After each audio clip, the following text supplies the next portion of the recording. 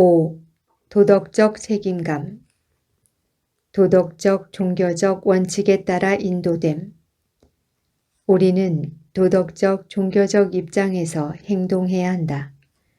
우리 앞에는 썩지 않을 면류관, 곧 하늘의 보화가 기다리고 있기 때문에 모든 일에 절제해야 한다. 그리스도를 따르는 자들로서 우리는 먹고 마시는 일의 원칙을 따라 행동해야 한다. 다니엘의 경험은 젊은이들이 종교적 원칙에 따라 육신의 정욕을 이길 수 있으며 비록 큰 희생을 치르더라도 하나님의 요구 조건을 진실히 준수할 수 있음을 보여준다. 하고 싶은 대로 할 수 있는 도덕상의 권리가 없음. 내 몸으로 내가 하고 싶은 대로 할 수 있는 권리가 나에게 없는가? 그렇다. 그대는 그렇게 할 도덕상의 권리가 없다. 왜냐하면 그것은 하나님께서 그대에게 주신 생명과 건강 법칙을 범하는 것이기 때문이다. 그대는 창조와 구속으로 주님의 소유가 된 것이다. 내 이웃을 내 몸과 같이 사랑하라.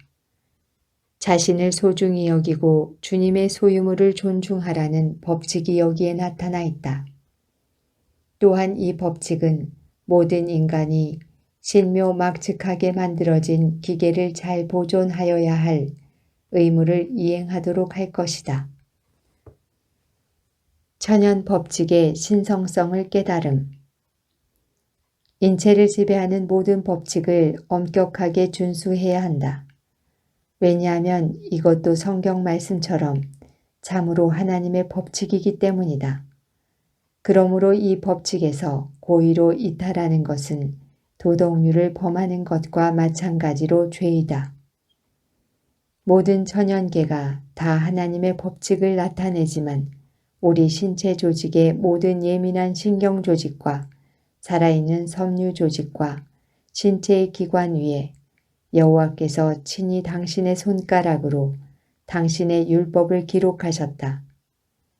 만약에 우리가 하나님께서 친히 지정하신 천연의 길에서 이탈하여 우리 자신의 길로 행한다면 우리는 손실과 패배를 당할 수밖에 없다. 우리가 영생의 은사를 얻길 원한다면 법대로 살도록 노력해야 한다. 그 길은 충분히 넓어서 경주하는 사람들은 모두 상을 받을 수 있다. 만일 우리가 불건전한 식욕을 형성하여 거기에 어느 정도든 빠진다면 우리는 천연의 법칙을 범하게 되어 결과적으로 신체적, 도덕적, 영적 상태가 쇠약해질 것이다. 그리하여 우리는 만약에 우리가 천연 법칙을 진실히 따랐다면 얻었을 지칠 줄 모르며 생동하는 희망찬 힘을 발휘할 수 없게 되었다. 만일 우리가 우리 몸의 어느 한 기관이라도 손상시키면 하나님께 드려야 할 봉사를 가로채는 것이다. 너희 몸은 너희가 하나님께로부터 받은 바 너희 가운데 계신 성령의 전인 줄을 알지 못하느냐. 너희는 너희의 것이 아니라 값으로 산 것이 되었으니 그런즉 너희 몸으로 하나님께 영광을 돌리라. 계속적인 의무감. 자기가 하나님과 관련을 맺고 있다는 사실을 항상 인식하고 있는 사람은 식욕을 즐겁게는 하나 소화기관에 손상을 주는 음식물을 결코 위장 속에 넣지 않을 것이다. 그들은 먹고 마시거나 입는 것에 있어서 그릇된 습관에 빠져 하나님의 소유물을 훼손시키지 않을 것이다. 그들이 하나님과 동역자로 일하기 위해서는 이렇게 해야 함을 깨닫고 인체 조직을 극진히 돌볼 것이다. 하나님께서는 그들이 건강하고 행복하며 쓸모있게 되기를 원하신다. 그러나 그들이 이렇게 되려면 그들의 의지를 하나님 편에 두어야 한다. 도덕적 독립정신의 성체로 보호함.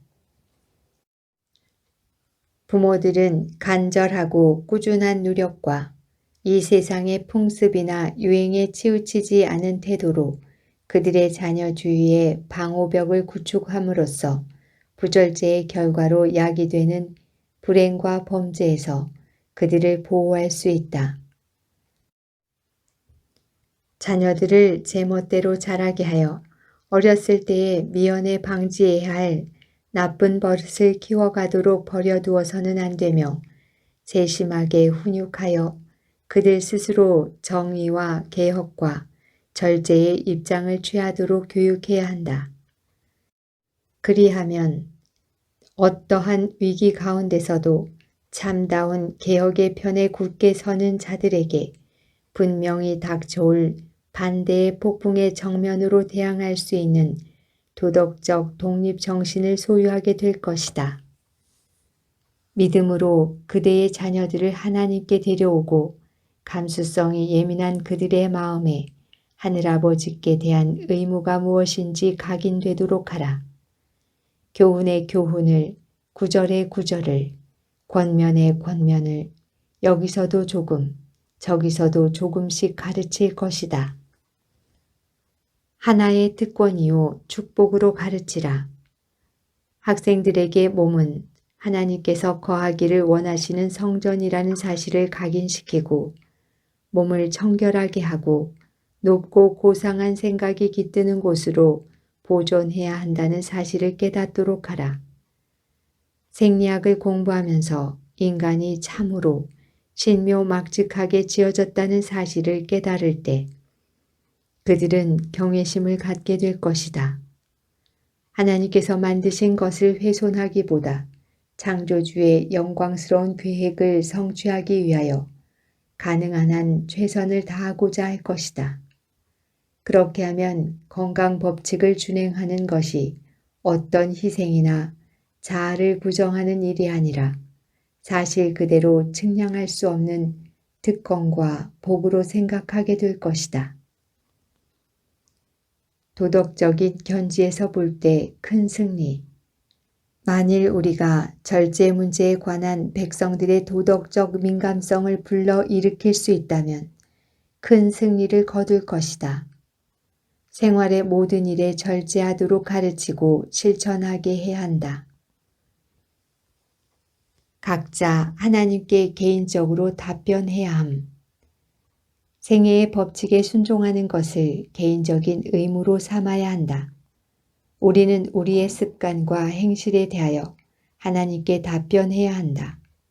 우리가 답변해야 할 질문은 세상이 거기에 대하여 무엇이라고 말하는가가 아니라 그리스도인임을 자처하는 내가 하나님께서 나에게 주신 몸을 어떻게 취급하였는가?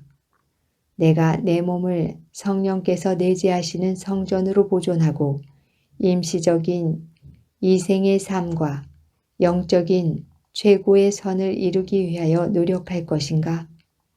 아니면 세상적인 생각과 행습을 따라 나 자신을 희생시킬 것인가? 이다. 넉넉히 이기리라.